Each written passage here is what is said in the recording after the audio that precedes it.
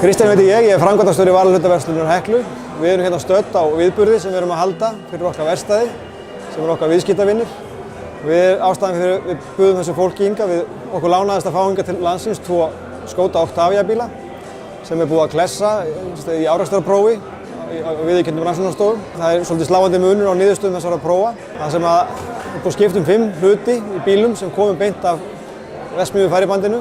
Í öðrum bílum var skipt 5 hluti með orginal varahlutum eða genuine parts varahlutum frá Skoda og hinum voru varahluti sem voru fengnir á eftirmarkaði. Bílarnir eru klesstir á 15 km hraða, kannski helstu niðurstöður úr þessum prófunum. Það er verulegur munur á tjóninu sem verður á bílunum og ekki síður möguleikum bílana til þess að geta staðist árekstur á meiri ferð.